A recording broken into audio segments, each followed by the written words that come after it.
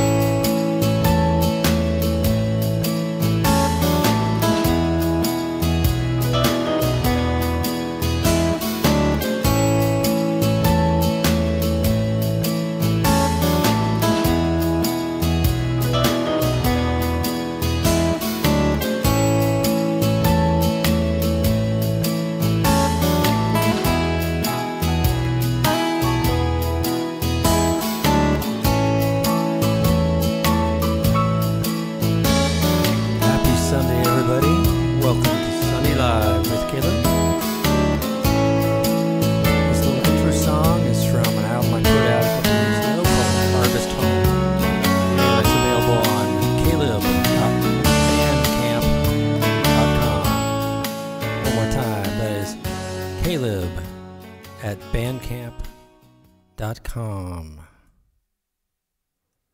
Hey everybody, Welcome to our weekly online show from 5 o'clock to 6 o'clock Pacific time.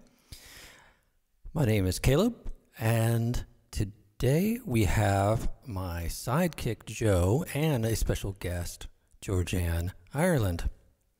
So without further ado, oh, and by the way, we have chat room open on Facebook, YouTube, and on Twitch. And if you type in any of those platforms, it should appear here, but it looks like only Facebook is showing up this week. Every week it's a new experience in online podcasting and what technology works and what doesn't. We have improved cameras. We have a new front camera here that's high resolution, and then our side cam we got fixed. And so not only did we have improved audio last week, we have improved video this week, and we're going to be adding some extra lighting, daytime lighting, in the coming week. But for now, it was kind of foggy outside, so I went ahead and kicked on the stage lights. So without further ado, I'm going to bring on Joe. I've got to unmute him here. Oh, okay, good. It looks like he's already unmuted. Let's bring on Joe. Hey, Joe, how are you doing? Good, Caleb. How's things? How's things up north? Doing fine up here. You know, it's staying cool in the 60s to mid 70s, and we're occasionally having some sunlight. Seattle area is not always fogged in, as you're told, but we don't really have summer. I like to say we go right from winter to spring to fall. Yeah, our air has improved a bit from the fires that we've had down here. It's a marked improvement. We can breathe a lot easier. There was some remnant of sunlight earlier today. The fog is starting to come in a little bit, our typical rain layer at this time of the year for Northern California. And Berkeley is right lined up with the Golden Gate Bridge. So, of course, we have a little bit more of our share of fog than everyone else. Did that help with the smoke? Yes, it does, especially the onshore breezes and whatnot. It makes it a little more palatable. And when it's foggy enough by morning, it rains under the trees. The trees are saturated with moisture to where it rains under the trees, of all things. Well, that definitely has to be an improvement. I know, I think it's been now 24, maybe up to 48 hours where my friends in Russian River were able to go back home, and they said that everything was intact, but they actually could see there were burnt leaves on the roof of the house. So my thoughts go out to everybody out there in California who are dealing with the fires, and hopefully that they get taken care of and you're able to get back to your homes. Absolutely, absolutely. I got friends in Santa Cruz, Ben Lomond and whatnot. Hopefully, and Boulder Creek. Hopefully, they can go get back to their homes as soon as possible. Yeah, my understanding last week was there were fires on both the southwest and the Santa Cruz Mountains, and on the east side in the Mount Hamilton area. So it was pretty bad down in San Jose. Absolutely, but it's a higher percentage of contained fires at this point. I think down by Ben Lomond and Boulder Creek is almost 35% contained, and so with any luck, people can start returning home soon. Everyone that I know is safe at this time, but I'm hoping their homes are intact when they're able to get back to their places of where they live. I myself am among the fortunate, so my thoughts are toward others. Now, you still said you had a lot of smoke. I know a buddy of mine down in San Jose, Tim, he said it was like, being on Mars. It was just all day long. It was red, dusty. You can't really see the sky. Were there fires up by where you are in the Berkeley Hills? Not in the Berkeley Hills, no. But we would have reddish sunsets, yes. Our sunsets have all but disappeared now, thankfully, because of the fog. I'm sure if I went to San Rafael, we'd be able to see some remnant of sunset. The moon is almost full at this point, but you wouldn't know it for all the fog. The fog has been a saving grace this past few days. Oh, good to know you're safe, and everybody down there in Santa Cruz are safe as well. So far, I haven't heard of anybody losing their home that I know, but I know that there are people who did, and certainly properties that historical properties that have been lost. And my heart goes out to folks. And a shout out for all the firefighters and all the, the bureaucratic services that we have to help with fires, both locally and across the state, that allows California to manage the situation. It's if you're not from California, it's kind of hard to describe to people, but the state is semi-arid, desert and grasslands. So you got hot summers and dry grass over a lot of the state, and so it's very, very easy to have forest fires. In fact, my understanding growing up, it's also a natural part of the life cycle of a lot of the forests. They have to have firefighters to breed new trees and whatnot, and for the pine cones to open. It's just a challenge because us human beings are now intertwined with everything. Absolutely, yes.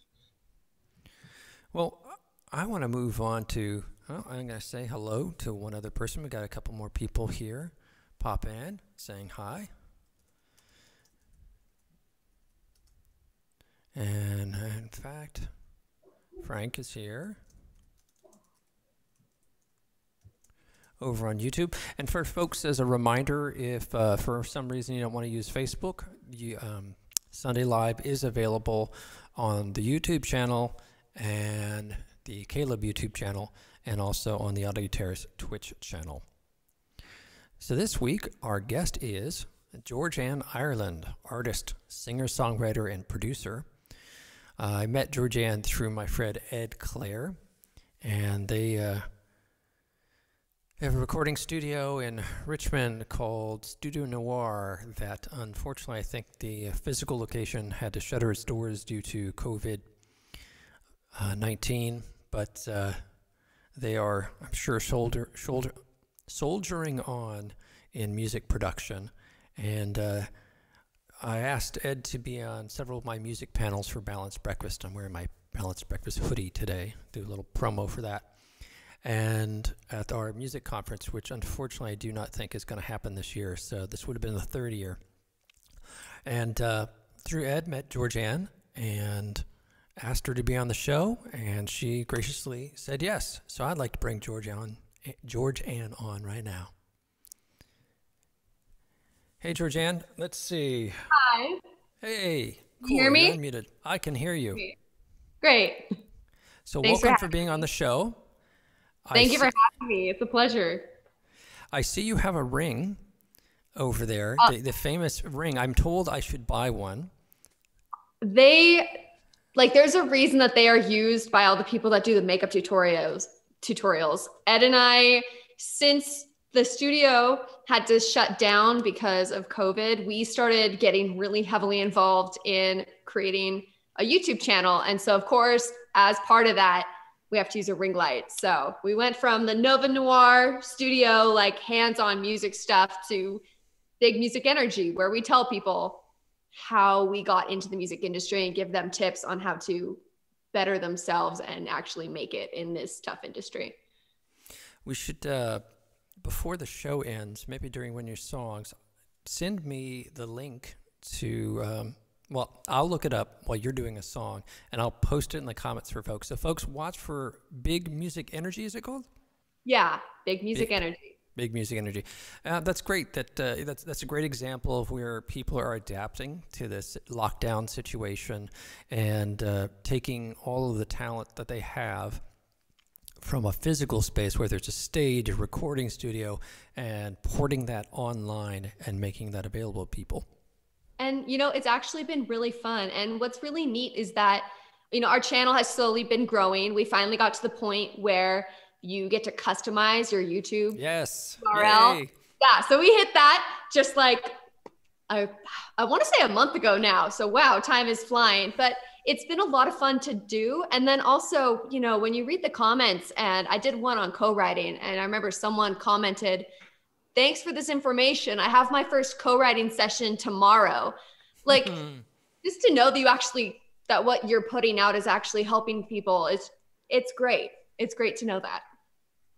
It's that impact part. I was managing the Seattle Balanced Breakfast group here and building that up since I moved up in November.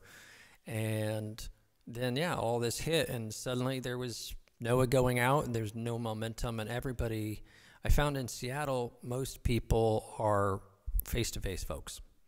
Online folks, can't get them to show up to a live session, and you set up a online thing and most folks won't join in there. Whereas San Francisco, it's very interesting. San Francisco group was like piled online 5 minutes, into all of this. So thinking about that, that's part of why I created the Sunday Live show, is to say, find those online folks and bring them into an experience where they can be still connecting with bands and artists, and also, if they're musicians themselves, that we can be interacting. And just to let folks know, while the Seattle group didn't take off online as an individual group, because there is a strong following internationally, the few of us who like being online, talking about music and our art, do look at the Balanced Breakfast Facebook page. There are now like monthly listening events going on, and other cocktail party events and stuff like that to join in on. So your channel's taken off as well, and you're having that influence, and much like me, you're getting this feedback of, hey, this is great, this is helping me keep my wheels going, or put new puzzle pieces in there. What is your experience with being online during COVID yourself, not just as an artist putting yourself out there, but as a viewer? As a viewer, to be completely honest, I don't spend a lot of time online because I've always I'm one of those people that I'd rather be outside hiking or riding my horse or writing music. But I do know that there is, I will watch artists that I know. I know this one group, Delphi Freeman, they do live streams about 3 times a week now. Wow. They do, yeah. And they are killing it. Whenever I show up, there's a good amount of people there watching them, and just seeing that and seeing other artists that I just know from the communities, when I see them grow on these streaming apps and channels, it's reassuring to know that you can actually go out there and stream yourself. And it's just a matter of time before you find the right people that are interested in the content that you're putting out. Yeah, I hear you there. What I'm seeing now in this area is a lot more online shows happening. Like you said, at first it was more festivals where there are a lot of different artists who were trying to figure out the technology. But it seems like folks have really ramped up in the technology, and they're doing quite innovative shows, just streaming.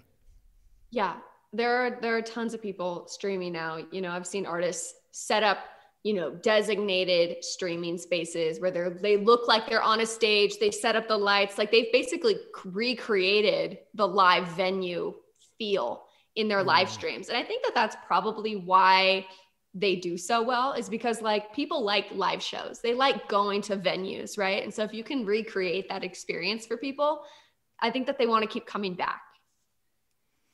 That's a very good point. Speaking of live, I understand you're going to play some live songs for us today.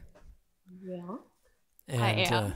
And then after that, we will talk some more, and then we're going to show a trailer, and then we'll have some more live music, and we'll just kind of keep doing the live music thing until the after party. That's when we're out of time for the main part of the show, and I have sequenced up the Whiskey and Rye video and the Stranger Lyric video for the after party. Oh my gosh. I made those so long ago. I'm like, she didn't mention these. Let's do a YouTube search. Oh yeah, she's got some stuff out there. She's being coy. Those, I did those so long ago. And although I don't think that they represent who I am as an artist now, what they did for me was they caught the attention of people who then were able to help me on my music journey. So I keep them, and I think of them very fondly, because that was kind of the stepping, that was the first point of where I've gone with my music career. Well, think of yourself like any artist that develops over time, you're always going to have an earlier period that is something different. Mm-hmm. That doesn't mean you shouldn't share it. I know it's become more of a trend nowadays for artists to be very targeted, very specific and genre set. But I grew up during an era where the Beatles had kind of blown all that away. And when you listen to an album, you'd get an instrumental, you'd get a rock song, you would get a ballad. You know, I think the Beatles' White Album just kind of opened up the doors for a lot of artists certainly in the 70s. I still think going into the 80s, where you had this sort of combination of types of tracks that were on an album versus a single that sits in a groove. So I say keep it out there for folks who are Bowie fans who go back and see his documentary film or promo film called Love You Till Tuesday, and you're like, whoa, this is very different. He's doing mime work and stuff like that. But as a fan, you want to get that depth of an artist and where they came from and their background. So when I saw only 33 subscribers on that channel, I thought, you're being shy. So I think you should build up that channel, get more subscribers, get your custom URL. You know, just tell all your friends and family to subscribe to you and get that first 100 so you can put your name up there before someone else takes it. That's true. I've actually had someone steal my name already on not like a main music site, but literally like there's this one person, I know who he is because he's kind of like a fan who like made a music account on not Reverb Nation, but it sounds a lot like that. He like took my name and put it there. And I was like, oh my God. That's another thing. If you have a name that someone else has and they don't know better, or, you know, they may be in a different retail space, like a friend of mine, a band I'm helping up here, their name, 2 other bands in the United States have that name, but they're just live bands. They're not a recording artist. So he lucked out there that anything related to recordings is available. But I've ran into this with Caleb a couple times, and I've had to go to bat and fight for it. And with Audio Terrorist, I had to trademark it with the United States government so that I can push back at other people trying to use the name. Sometimes it's innocent. People don't know. Oh, that's already taken. I mean, it really takes a moment to do a Google search and see, oh, this person's had this name for 35 years, but whatever. That aside, also what happens is fans. I just have a software company I'm helping run one of the products. A fan created a site, like you said, and they used the name. And when I went to go create the official group, it was taken. So we negotiated and chatted, and they had 12 members and they're fans. I said, I'd like to make this the official site, and we worked our way through it. So sometimes you can just talk with the person and they'll go, oh, okay, I understand, and partner with them. And it may be, hey, I want to make this the official site. Would you be the site manager as the fan? So you give me access, username and password, so I know I can access this site, but maybe they then help you run the site, and that's a nice exchange there. But ideally, it'd be great to get the name as soon as possible. And I did a steeplechase for many years where I would just, every time a new online service would come, I would just open an account, even if I didn't know how to use it. I'm literally about to just make an account on all social medias, all music related stuff, even if I don't use it, just so that I own it. Yeah, and with Facebook, you have pages and you have groups. So that's 2 right there. And then YouTube, you have the seed channels, which I think they've now standardized with everything. If you distribute through CD Baby, you can then tie it back to CD Baby as an official channel and create a link there. But with Apple Music, you've got to go talk to them and show them. You have to show them your YouTube channel. You have to show them your website to prove that you're the one who's really leveraging that name. So that's my big speech. Go out there, get your 100 users on your Georgann Ireland YouTube channel. That's this week. That's your goal this week. Watching this show, go subscribe to my YouTube channel. There you go. And if you guys like the video, click subscribe. It really helps artists authenticate what they're doing out to other sites. And so there's this this interconnection where one piece shows enough viewers, then the next you're credible to have that brand on other platforms. Well, having said all that, let's hear what you're about. Okay. Play you a song that I can be like, this is who I am as an artist.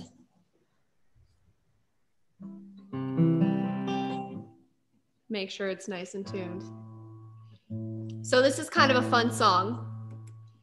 Not necessarily because the subject matter is fun, but because when I was writing it, it's called Vinyl. And I went in search of all my mom's old records so that I could take them out, and I laid them all over the floor looking for inspiration, just little words to write this song. It's called Vinyl.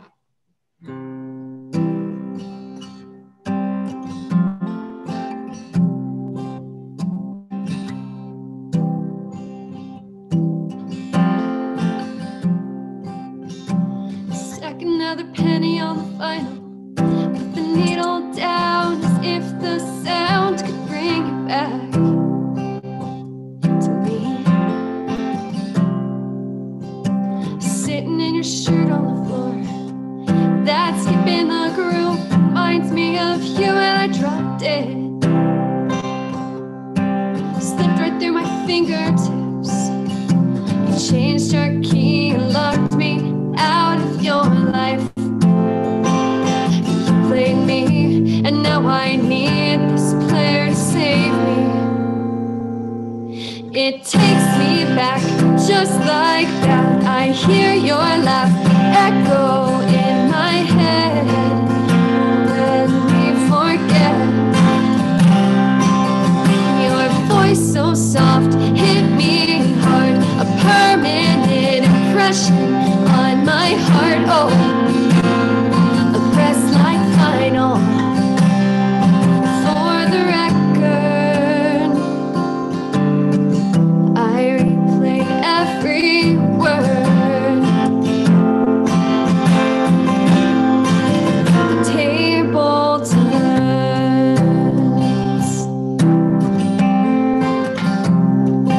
Pressed like vinyl.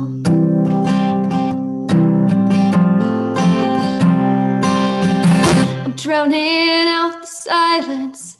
I keep spinning that song, cause my world revolves around you. Oh, and though your smell on this sure will fade away, these melodies hold memories as tightly as you once held me before you changed your key and locked me out of your life. You played me, never thought I need this player to save me.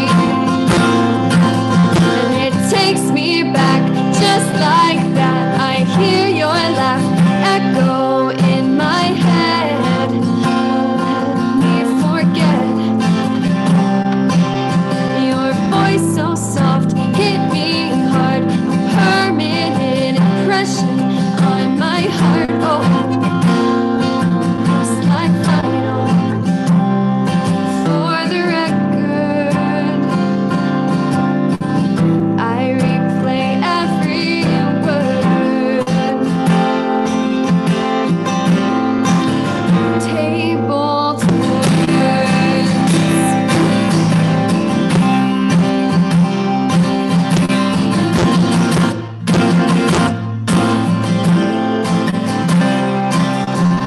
And I know you're gone. I just need to face the music. It takes me back just like that. I hear your laugh echo in my head. Won't let me forget.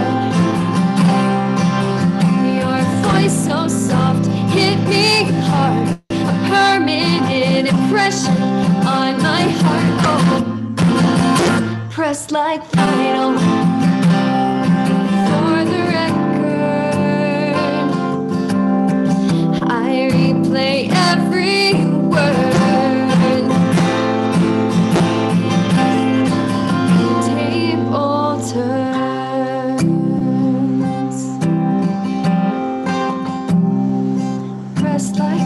vinyl.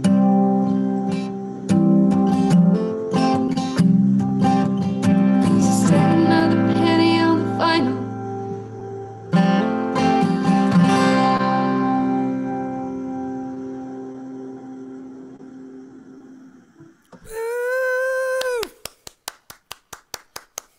Thank you, thank you. Nice. I've not heard that one. It's going to be on my upcoming EP that I'm now recording in quarantine. So, it's going to be my upcoming EP called Vinyl. Oh, the EP is going to be called Vinyl. Oh. No, I'm still playing with names on the EP. It's changed names a couple times. So hopefully by the end of this whole recording vocals and quarantine experience, I'll come up with something that just feels like, yes, that's the name. What do you think, Great Joe? song. I love it. I love it. The inspiration is throughout the lyrics. You know, I replay every single word.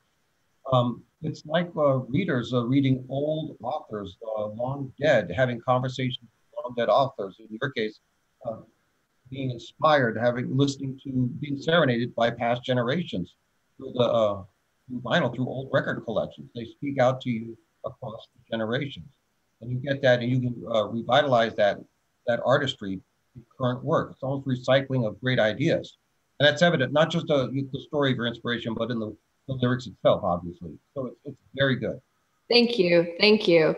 I love the idea of vinyl. Not that I have a record player that I'm allowed to use, because my mom's like, don't wear on my records. But I love the idea, and I love that, honestly, like a record is literally the closest thing to being able to touch music as we're ever going to get. You know, like that's as tactile as it gets if you don't like play the instrument and you don't play the song. So I just like that idea of it. Well, that you very brilliantly create an analogy. Now, I've literally not heard anybody do that analogy. It's the first time I've heard it. I've heard little references here and there, but you wrote an entire song about an interpersonal relationship and vinyl, and the pressing, like hugging, the replaying over what someone has said over again in your head, all those connections with human connection told through a connection with vinyl is very clever. Thank you. It's one of those songs where when I wrote it, I was like, all right, you can be clever, but never make it forced. So I really took my time on this to make sure, because again, I wanted every lyric to reference music and vinyl, but I never wanted to sacrifice an emotional impact. So it took me a long time to write the song, but I think it turned out well in the end. I agree. And folks can put in the comment your reviews and feedback. You're working on the album right now, right? I am. The entire thing is recorded. It's actually an 8-song EP, and everything, like literally the day before we went into lockdown in California, I was in the studio finishing up guitars and we were going to start vocals. And then it was like, never mind, we're stuck in quarantine. So you were stuck in quarantine in Richmond in the East Bay, and then you've gotten up to Portland. Yeah, I got up to Oregon because honestly, I woke up in the morning and I have a text from my mom and she's like, is it true you're going into lockdown? And I was like, I don't even know. So I looked it up and sure enough, we're going into lockdown. And so I literally that day threw all my stuff in my car and drove home because I did not want to live in my little box. Yeah, understandable. Yeah. We were talking earlier about my buddy Stefan from Balanced Breakfast and how he was traveling. He lived in San Francisco and he was traveling and got locked down for months on his friend's couch in New York City. And then about a month ago they lifted it enough so he could travel and fly, and he flew to his parents in Portland and is hanging tight there now. So I hear you. I mean, this whole thing, it's really thrown a curveball in everyone's life. And, everyone has just had to adjust.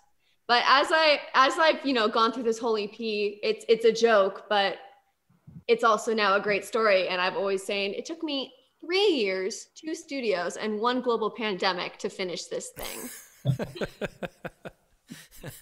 Whatever motivates you and gets you focused. Yeah, you know, like this is, you know, Georgann, if that's what it takes for you, I'm sorry, this is going to sound terrible, but I don't want you to do another album.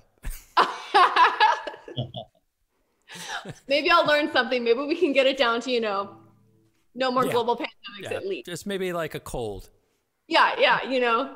Yeah. They're like, oh, I'm supposed to record vocals today while I can't even have a voice. Sometimes a little antagonism, a little adversity is what it takes for inspiration. If only to fight against that adversity, to carry on, to persevere. That's why we're all here, as an example. Yeah, no, it's true. Sometimes when things are going so well, like there's momentum in things going well, but also sometimes there's comfort in that and you're not being creative and inspired. Or don't have a sense of urgency. Yeah, that too. It's amazing what a little, you know, fire under you will do. It becomes an opiate in a sense. Yeah. Now you did a trailer is this about this album? Yes. And so what I envision is, like I said, I've been doing this now for 3 years. And so I've been filming behind the scenes stuff the whole time. And since I've been in quarantine, I decided that I was going to make it into like a mini documentary series. And so the trailer was kind of like the first step in me going through all the footage and putting that together. And so the trailer, actually, the music behind it is a demo version of one of the songs on the EP. Cool. Well, let's go ahead and play that now, and then we'll talk more about the album after we watch the trailer. And that was a nice intro. I clicked the button. It didn't start. Hey, I found the button. Here we go. That was dated June 17, 2017. Jeez, good Lord. Let's finish this song already. And then, like, just not put it out. Just take a copy of it, bury it in the ground, and set it on fire.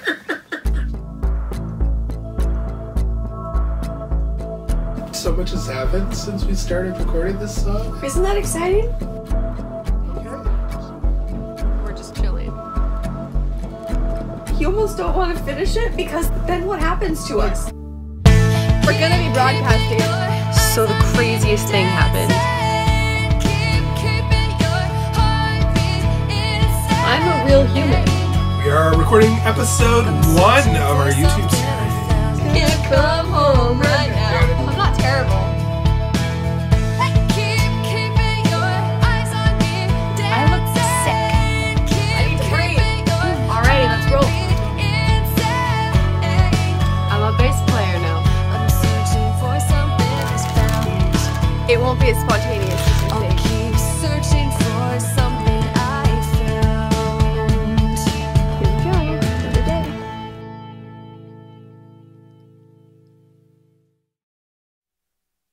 All right, that was the trailer for Road to Release. Now, you said Road to Release. I assumed that was the album title. I mean, I love those double R sounds. That would honestly, at this point, that's an appropriate title. What was that? I said, honestly, at this point, it's an appropriate title, but That's what I'm thinking. it's definitely the title of my YouTube series that will be coming out. So. All right, folks, you can vote in the comments. Do you want the album to be called Vinyl? Do you want it to be called Road to Release? I think Vinyl is so specific. That's a song. And then Road to Release is like the road to release an album, of which vinyl is one component. Mm-hmm. So then you're going to have a song called Songwriting, song called Drum Part or whatever. Drum, toms, very specific. Toms or what little xylophone you have. Yeah. Fun story. Originally, when I first met Ed and started on this journey, I was originally only going to produce a single, and that single was titled React, which is now part of the whole EP. And so in my head, I was like, cool, I'll make a documentary series called Road to React. And then that has morphed now into Road to Release. So it's been fun. I like Road to Release much better than Road to React. Road to React is like your descent into being a hyper sensitized person. Like, oh my God, you said this. You said this. I'm. It's like you went from being calm to being very agitated. Like too much. Yeah, I'd say you want to work the other way. You know, yeah, it's all part of the calm, journey. release, We're relaxation. always evolving, so that's now evolved. Who knows? Maybe by the time I'm done with this whole thing, I'll have the most killer title, and you'll be like, "How did you even come up with something so brilliant?" The whole trailer reminded me of the video of Florence and the Machines, What the Water Gave Me. That video it's a great video for the song, but also for the creative process and whatnot. And that's what the trailer reminded me of. Mm. Yeah, it's literally like just behind the scenes stuff that I just so happened to catch. I love the idea of putting out a very like unfiltered version of yourself, like not posing anything up in the studio. Like I've broken so many phone screens because I'll literally just turn on the camera and set it up like leaning against something, and of course it falls. But that's how I filmed most of the things in the studio. Cool, and I think that's what people want these days.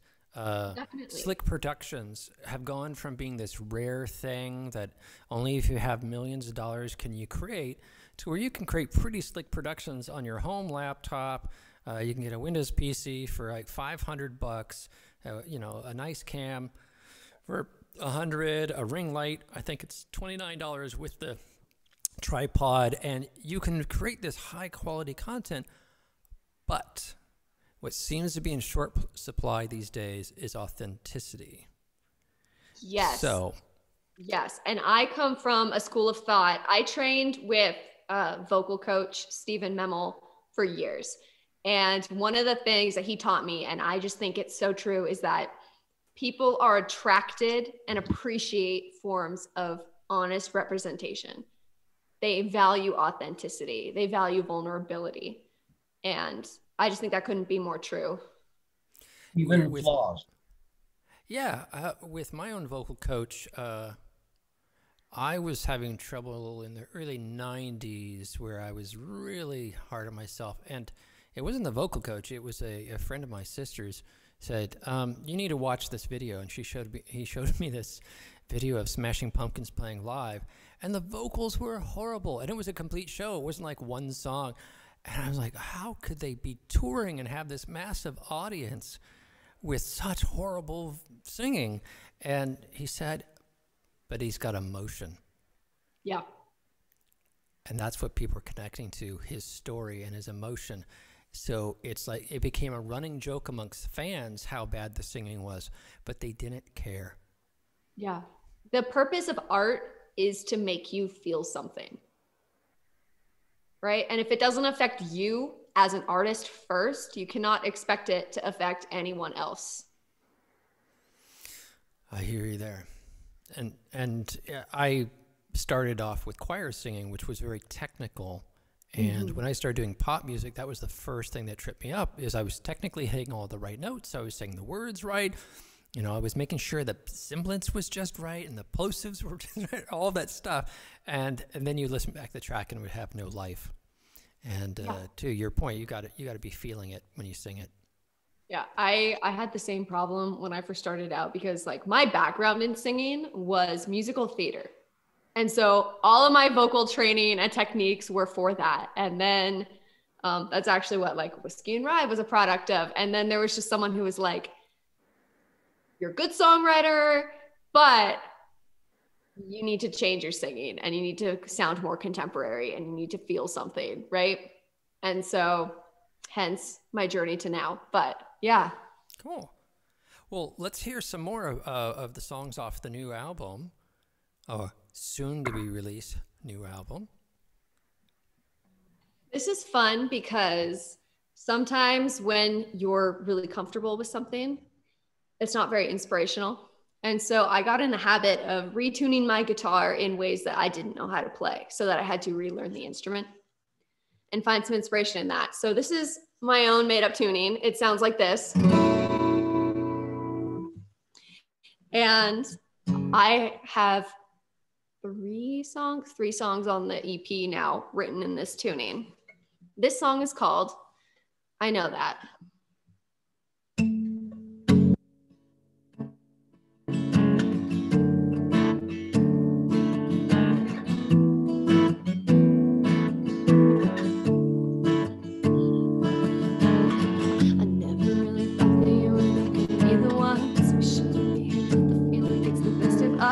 And in this moment, hearts are racing. I know I should run. Run my fingers through your hair, my hands are missing in your mind. Then you touch and feel the fantasy of come alive. You kiss my shoulder and I feel your arms pull me in. You kiss my shoulder and I feel your arms pull me in. Kiss me softly, time moves slowly. Without knowing, now we're never meant to get it right, baby. I know that. All I know is that we've lost all control, baby. Now we're never meant to get it right, baby. I know that.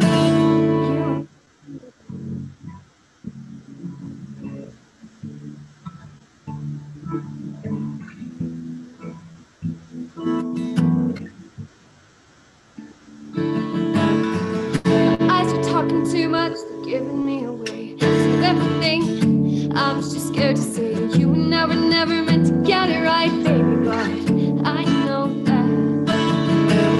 Kiss me softly, time moves slowly. Without knowing, never meant to get it right, baby. I know that. All I know is now we've lost all control, baby. Now we're never meant to get it right, baby. I know that you love me. I know you whisper my name when you're talking in your sleep. It's even though you're gonna feel lying next to me. Put your mark on me in permanent ink. Can't take back. I know you whisper my name when you're talking in your sleep. It's even though you're gonna feel lying next to me. You made your mark on me in permanent ink. Can't take back. You know we're never meant to get it right, baby. I know that. Kiss me softly, time moves slowly. Without knowing, now we're never meant to get it right, baby. I know that. All I know is now we've lost all control, baby. Now we're never meant to get it right, baby. I know that you love me. I know you whisper my name when you're talking in your sleep. And everything is crashing down, but you still get to me. You made your mark on me in permanent ink. Can't take that. You love me.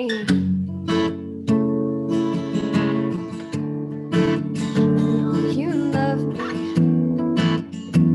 You love me.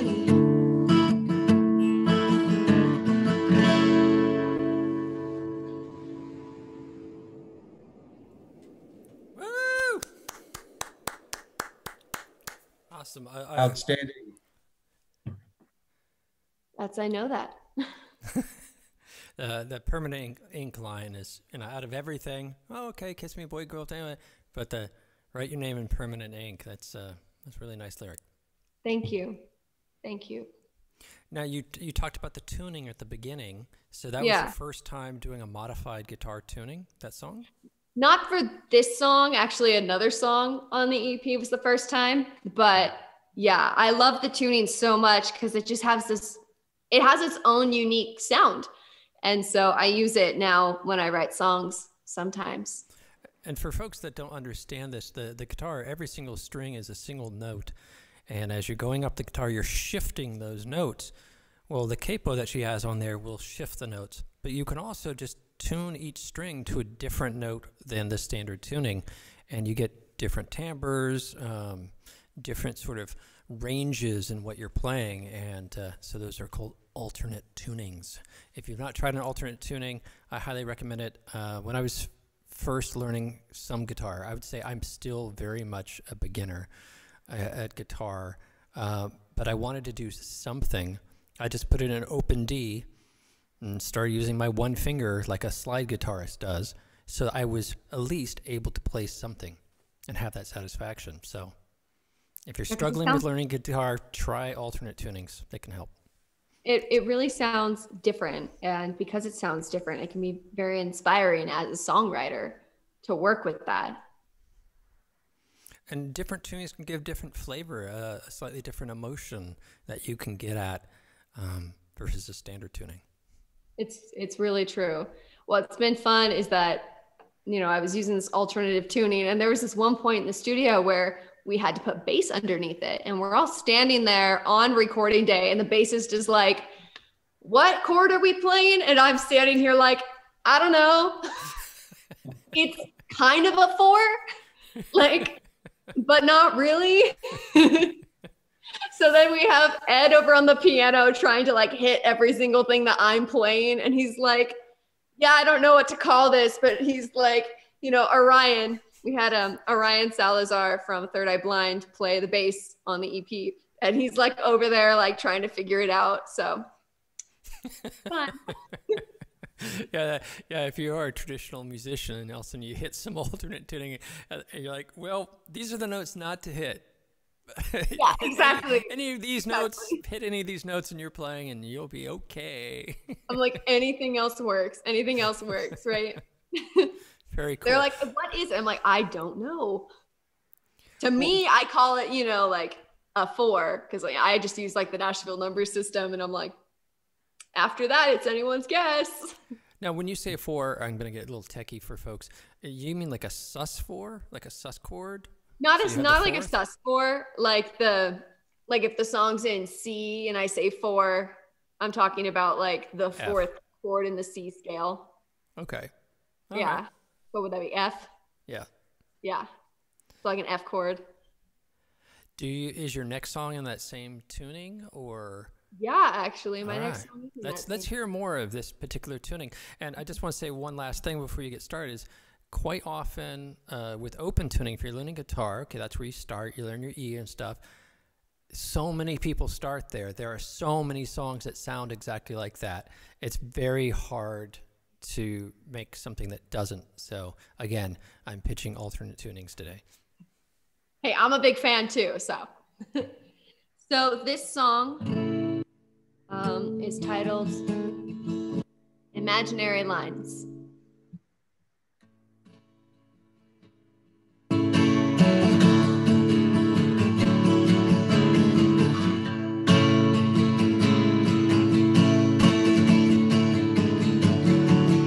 That crooked smile keeps me from thinking straight. We've been friends for a while. It doesn't feel the same. Like a thief in the night, sneaking into my mind, stealing glances at him. I catch his eyes so I know he's feeling it too.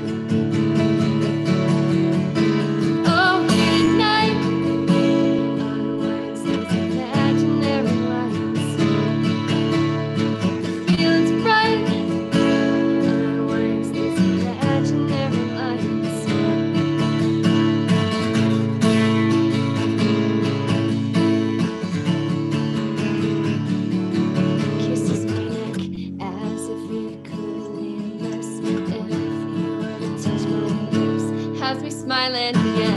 Don't fall for this moment, and foolishly fall for him.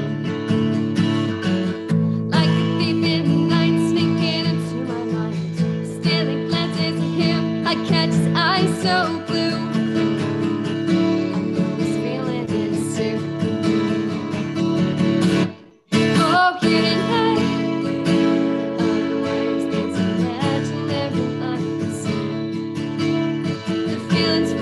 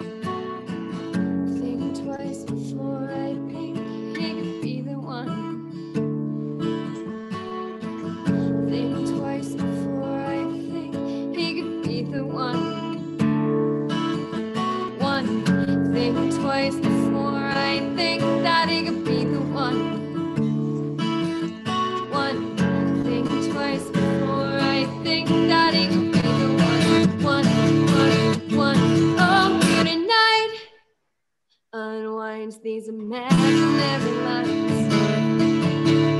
The feeling's bright, unwinds these imaginary lines.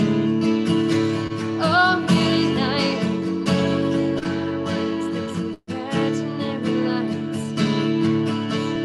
The feeling's bright, unwinds these imaginary lines. Lines, lines, lines. Think twice before I think that it could be the one. Think twice before I think that it could be the one.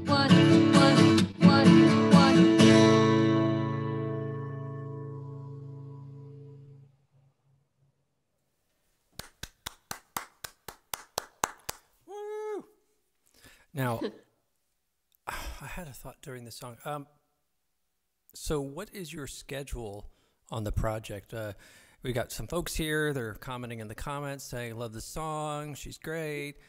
Well, this is thank your you. time to do a pitch. I know. I wish I could actually say that there's an official release date, because it just keeps getting moved because of COVID. So I hope to get all the vocals done within the next 2 months. So where does that put us? The end of October, right? And then it goes to mixing and mastering. And I'm currently in contact with a marketing company to do an official release and promotion and all that. So I'm going to say around the holidays, like Thanksgiving.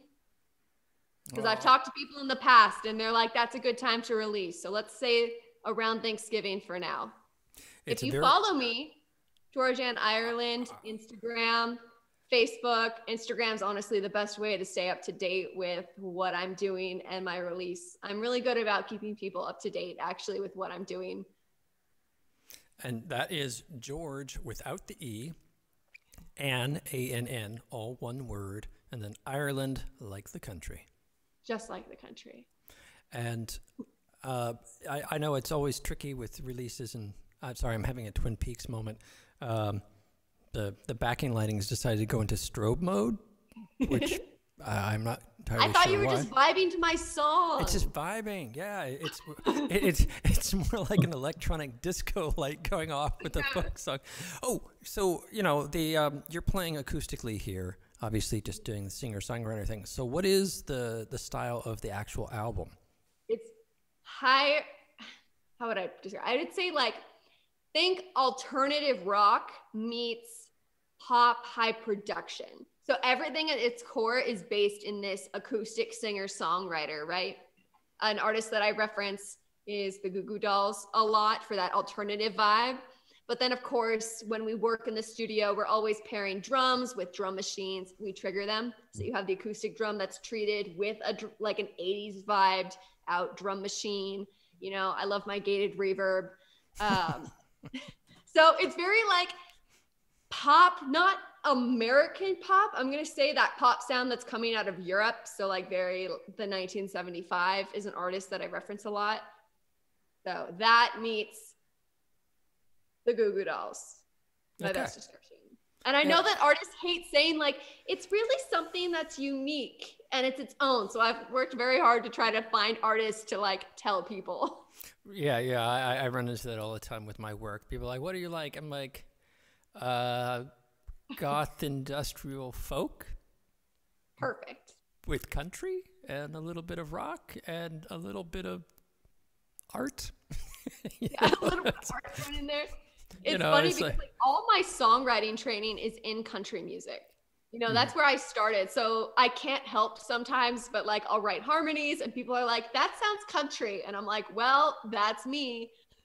But that's great these days. Everybody's mixing it up. I mean, Old Town Road is, just if anybody was shocked when there's Run DMC and Aerosmith, I always forget because there was two different hip hop and metal bands that did collaborations. Walk This Way. The Walk This Way. I think that was the Aerosmith Run DMC, And Yeah. then I'm trying to think of who did the other ones. But, you know, that really shocked people because rock people, hip hop people in 1990 didn't listen to the same music and wear the same clothes. And as musicians, we're creative people. You know, I was listening to some electronic stuff that my wife was like, what is that sound the other day? And to me, it's all just music. So I don't really distinguish between genres. And I think that's so liberating that the public more and more is getting exposed to multiple genres in the exact same track. And Old Town Road was like the nail in the coffin of anybody saying one genre can't be, you know, that everything has to be separated. It was a great metaphor for segregation, actually. And so, yeah, let the person. Old Town Road was a great song. It's been remixed like a dozen times. They even had like RM from BTS, that Korean pop group that's like yeah. the world. They even had him do a remix. So it's great. And you know, I always tell people, because people are like, you know, what kind of music do you like? And I always say, unfortunately, I've grown an appreciation for everything, which is like great for my own like listening pleasure, but really hard when you're trying to just be an artist. Because, you know, people like artists to be packaged like one way and they're like, this is you fit in a box. And I'm like, but I'm a human. And that's very hard. Well, The greatest musicians are not bound by genre. You'll find people like Charlie Parker, for example, who just had his 100th birthday, was listening to very things from doo-wop to Stravinsky. And this is true of a great many musicians, Louis Armstrong, for example. Even as contemporaries, people like Fishbone, they are not bound by a genre. It's bad that they're pigeonholed as one, but their musical taste, as honest and sincere, enthusiastic musicians, know no boundaries in terms of genre. Their influences come from everywhere. It's like a well-balanced diet. It makes for healthy music, shall we say. And it's a wellspring that has no end. And all you have to do is be open-minded. Mm-hmm. Yeah, completely. I like that. A well-balanced diet of music. That's how it is. I was well put. It just jumped in my head. Joe is our resident philosopher and poet. I'm picking up on that. I can explain. He's like, I'll take it. He watches, monitors, and if you haven't followed Joe's writings on Facebook on his personal page, you know, I think, Joe, you see it as, oh, I'm just writing my personal thing. But I was like, wow, he describes the San Francisco Bay Area in a way that I've not seen anywhere in literature, in film, anything. And yet I've lived those experiences and he's describing them. So make sure you follow Joe. One of Joe Price's. You have a couple different Joe Prices on Facebook. Which one's real? Oh, the one with the close-up of me. I was with some friends of mine from a recent science fiction convention in San Francisco. I think the background has a couple of my club members. I'm vice president of Mad Dog MC, a motorcycle club out of Oakland, and that's probably the background one. That's me. Cool. So look that up. Joe Price. It's not the one where he's looking down. It's a sideways shot with him with some leathers on with his motorcycle club. Hey, Georgann, we are coming to the end here, but we have another time for one more song. What do you think, folks? One more song? Maybe we'll fit two in. I don't know. I'm ready. You're ready? And you're picking up a different guitar, so you got a different tuning? No, that's the same guitar. Yeah, this one's normal. Ah, okay. So you know, for folks talking about guitars, they see people walk in, you got all these guitars on the wall.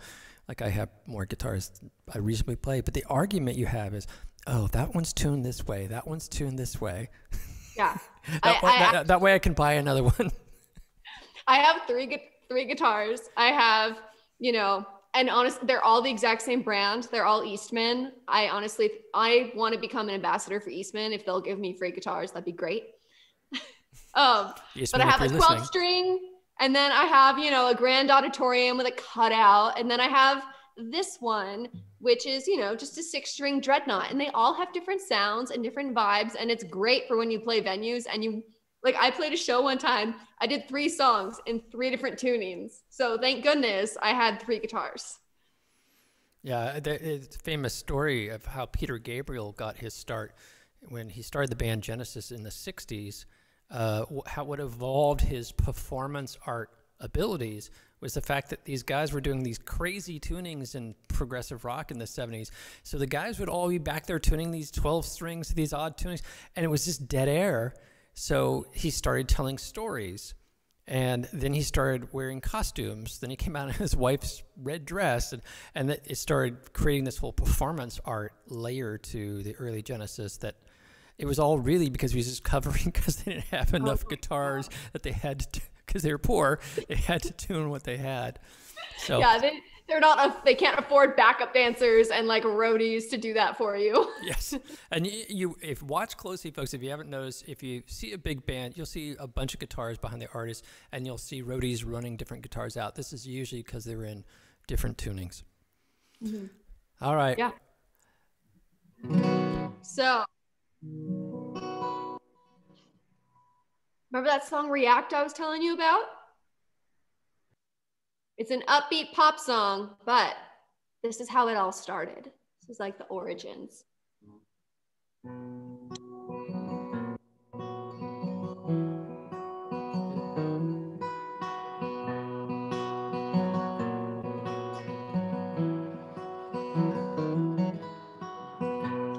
This connection feels electric. Let this charge light the spark.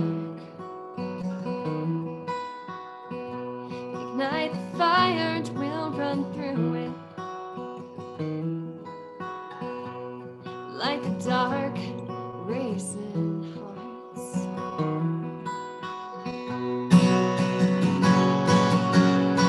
Feel the heat or just let love react. Magnetic emerald eyes shock yet attract. So just pull me closer, don't hold back. Let love react. Oh, giving in to sweet desire. Your tender lips turning me on,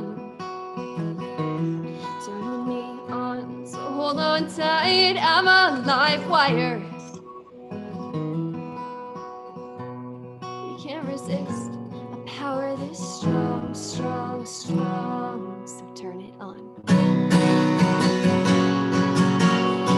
Feel the heat or just let love react. Magnetic emerald eyes shock yet attract. Just pull me closer, don't hold back. Let love react.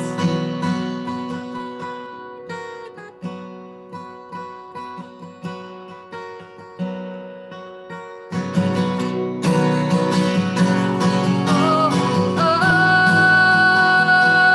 just react. So just react. Oh, just react.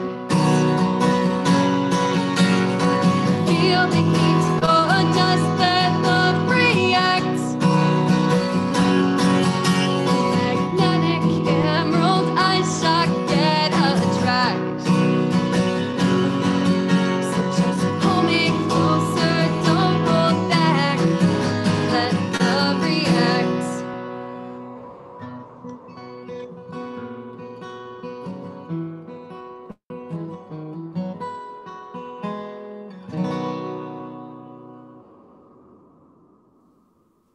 Awesome. Woo! An upbeat, fun song. Well, you know, it's the whole range, right? Of connection. Again, I'm a human. That's how we are. Yeah, We're multifaceted. absolutely. And the music reflects that. Although statistically, most songs are love songs. True. Strangely enough, most of my songs are upbeat songs. So Upbeat. upbeat. So hopefully I get more radio play. That's the hope. Do you, when you say upbeat, do you mean in the narrative or in the More in the production? sound, because honestly, I oftentimes will write songs that come from a place of heartbreak, and then I'm like, just kidding, it's a pop song now. Boo, boo, I feel so sad, yeah, I feel so sad, yeah. Basically, I'm like, this is about a boy who broke my heart. Let's go.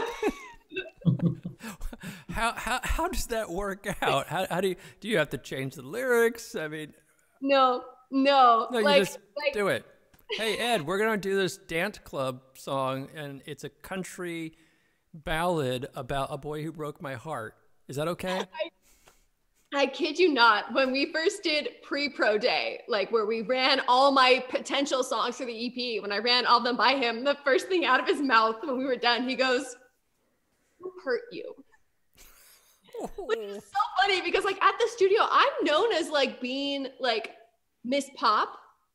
Like they go to me when they want to write upbeat songs, and I'm like, look, if you look at the lyrics, no, but they do sound fun. I'm gonna push you in the pool and drown you. Push you in the pool. Let's co-write on that thought. That's cool. The songs are they're very heartfelt, but at the same time, the delivery is lighthearted. Yeah, it's fun to play with all the emotions that can exist within something that you wrote. Because even if someone breaks your heart, you're still left with the fond memories, and and there's a point where you're not bitter anymore. They're just fond, right? Mm-hmm. And so that starts to come out. There's an enlightenment there somewhere. Mm-hmm. And that's just all part of the process. It's very inspiring for people, people growing up and they suffer any kind of setback and heartache, and they listen to your music, and it's a way that they see they can carry on, because there's hope, and there's love, and there's lightheartedness even through the troubled times. That seems to be evident in your music. No matter how bad, it can be better, and it can get better and better still, and just it feels good to listen to. That is quite the compliment. Thank you. The most meaningful compliment that I can get from people is when they come up and they're like, I relate to that. I had this one person message me the other day, and I literally had just shared a song that was about, it came from a place of sadness and heartache. And this person messaged me and they were like, "Thank you for sharing. Your songs give me hope." Mm. And just to hear that meant so much, because it's like, whatever I'm writing to actually be able to affect people's lives, I can't really ask for anything more. And I like to say to folks that as artists, we are expressing ourselves in our story, but if we don't make our work, if the work is just about me, you're not connecting, right? It becomes meaningful when you know that it affects other people too. Yeah. But steeped in empathy. Yeah. I mean, I'm sure that we've all had a point in our lives where, like, you hear another artist singing a song and you're like, they are talking about me. And it just resonates with you so much. Almost like telepathy in a sense. Mm-hmm. Yeah, or you hear a song that you've known your whole life and you hear it it seems like you're hearing it for the first time because now the lyrics have meaning to you, whatever situation you're in. And so I think sometimes people are like, you want to be an artist? That's a little self-centered, don't you think? Because like you're in the spotlight all the time. And I'm like, music affects everyone and everyone's lives. Like that is the best way to really touch people and potentially help them. I've talked about Tori Amos in earlier episodes. Just one little statement that she made that has stuck with me from an interview. And she said, Well, how it works is it's a wheel between me and the audience. It's not me, it's not the audience, it's the wheel. And the wheel sits in between us, and I put my energy into the wheel and my craft into the wheel, and it goes out to the audience, and the audience connects with that, and then it comes back to me, and it feeds me, and it goes back and feeds them. And it's that symbiosis that comes out of that wheel turning that is music. Yeah, one cannot exist without the other. Yeah, and you can play songs and you know, in your own room and do your thing and have that enjoyment of playing music and creating music. And there is this deeper dimension. So when you talk about your lyrics and the music sort of having contrast or maybe even contradiction, that's interesting, because then you know, you're not punching the person in the face from the moment one. This is a song about a breakup, right? You're like, No. hey, yeah, and someone gets on board and they go, oh, that's what she's talking about, and use that connection sometimes. Yeah, it's all about opening doors. Mm-hmm. I like the idea of having songs that can touch people in multiple ways. So, you know, if you're just in the mood for fun, upbeat sounding things, I have it. And if you want to sit there in your room in the dark and listen to lyrics and just feel, then I have that too. Very cool. That's what got me into Lady Gaga. At first, I'd seen some videos or something. I said, just another pop star throwaway, whatever. Wanted me because it was the dance. I think it was Poker Face or something like that, or probably just dance. And then friends said, "Oh no, she's a fantastic singer, songwriter, pianist. Listen to these recordings." And I'm like, oh, "Wow, okay." So sometimes by having a variety in your work, some of your work might not touch, other parts of your work can touch, and then you have the like Joe was saying, this range of diet. You're not just chewing on one thing. I don't know if I'm saying that very clearly, but a well-balanced diet. A well-balanced musical diet. Well-balanced musical diet. Well, Joe, you have some final thoughts here. We're up at 6:20, and at 6:30, I have to open up the line for a software training course, and the professor for that.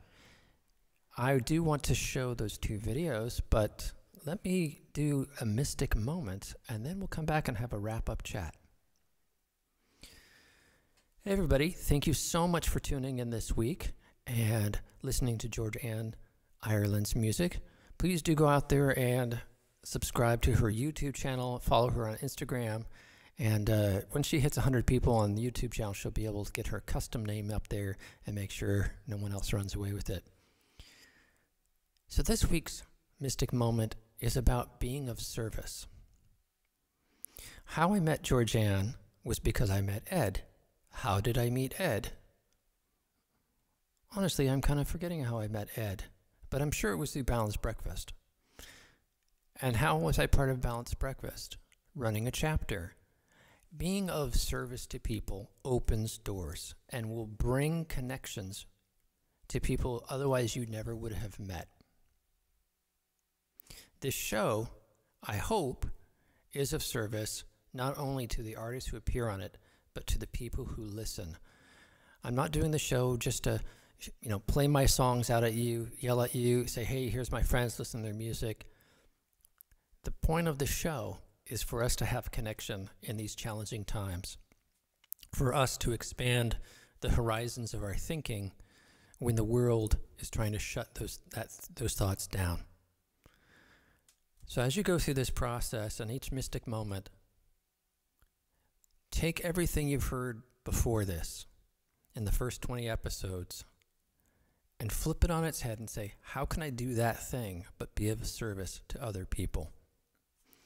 That's the mystic moment for the week. I want to thank Georgann and our ever-present poet, Joe Price. You have any final words, Joe? Yes, I'm wishing you well in Oregon and back in Richmond.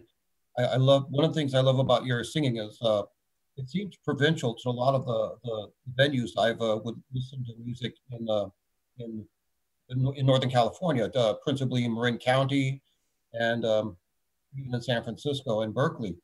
So it's a provincial sound, but at the same time it's very universal how you speak to everyone, even adversity through such a lighthearted medium as yourself, your voice and your playing. And so it's fantastic listening to you, and I'm wishing you well, because having to relocate to Oregon when you were based in Richmond, I'm about very few miles away where I'm located. So it's very inspiring, given your predicament of having to relocate. I hope everything works well, and it sounds like you're on the right track to everything. It's this kind of adversity that seems to have inspired you as an antagonist for inspiration and to carry forward. It looks like this is what you're doing, and it's very heartfelt to witness, and I for one am very appreciative. Thank you so much. I really appreciate hearing that. Thank you. Thank you again, Joe, for supporting the show every week, and Georgann for being on the show. It's talent like you being on the show that makes it. So I think we should all wave hi to everybody out there in chat land. We have a number of folks who are posting, and some new names that I think has come from Georgann's following, and I want to welcome them to the show. We are wrapping up, so I'm going to give us one last group wave with Georgann. And if you would like to find out more about me and my work, follow me on Facebook, Caleb Duarte. I also have 3 band projects. They are up on Bandcamp. You can find the latest demos, scratch pieces, things I've scraped off the floor, hits that are coming out soon at kalib.bandcamp.com, audioterrorist.bandcamp.com, crewblue.bandcamp.com, with the relative YouTube channels. While I want to thank you for watching today's episode, we are having a little brief after party in which we show a couple of Georgann's earlier videos, starting with Whiskey and Rye. So do hang out for another 5 minutes, and I'll get to show you those videos.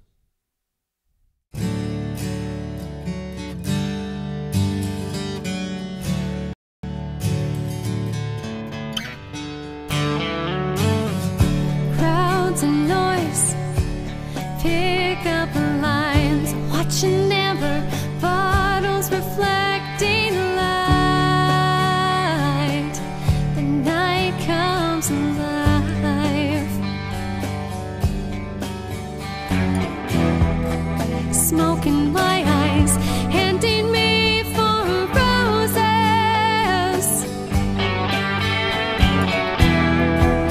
Dancing around the edge of fire and glass. Chills me over ice, tantalizing eyes, make a choice. Savor the night.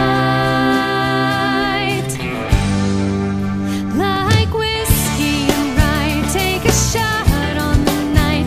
Caught in the moment, his touch met mine. Tempts me to taste his kiss, spirit haunting his lips. I should have known his love would bite. Like whiskey and rye.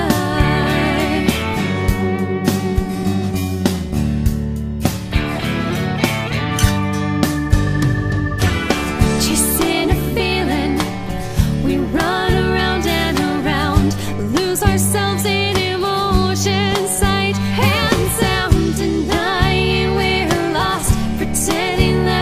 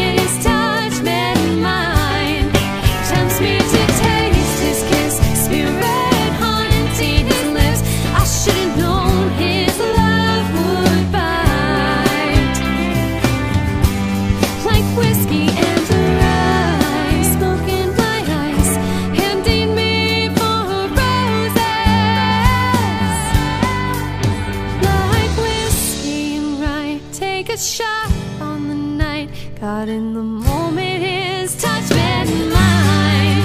Tempts me to taste his kiss, spirit haunting his lips. I should have known his love would bite like whiskey and rye. Take a shot on them, they may alright. Touch like fire. Taste his touch, so how haunting his lips. I should have known his love would bite. I should have known his love would bite like whiskey and rye.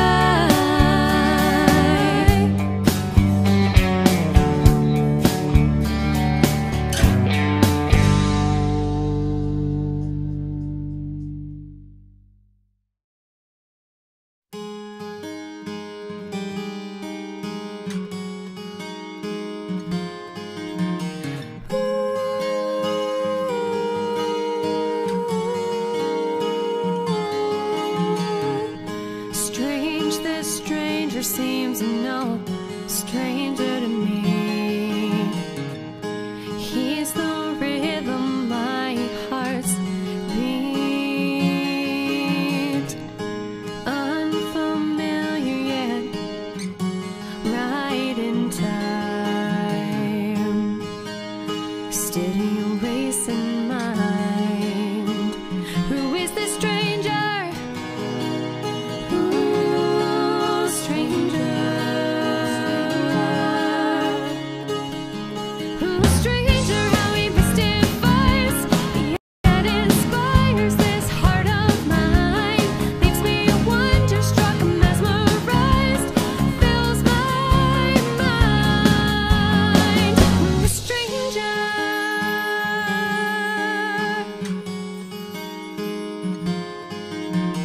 Ooh, stranger. Strange new feeling, yet I recognize. Caught in the rapture, gazing in his eyes. Maze of emotion leads me into his arms. Yeah, yeah. Tangles me in his charms. Ooh, stranger. Ooh, stranger, how he mystifies, yet inspires this heart of mine. Leaves me wonder-struck, mesmerized, fills my mind. Ooh, stranger. Ooh, stranger.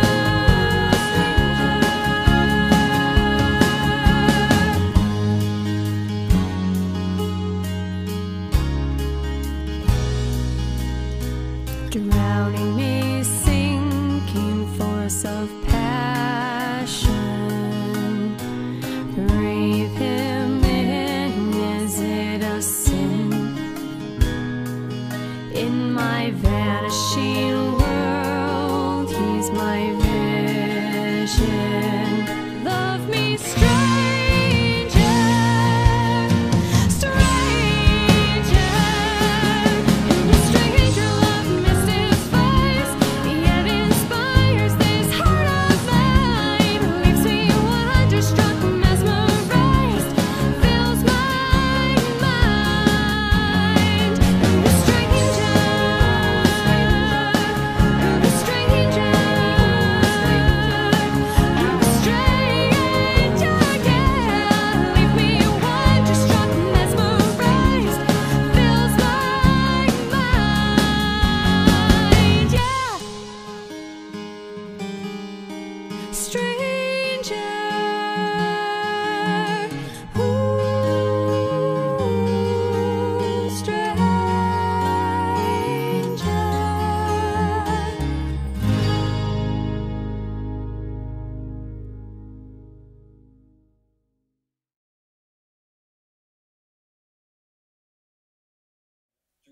fledgling mediums like this. I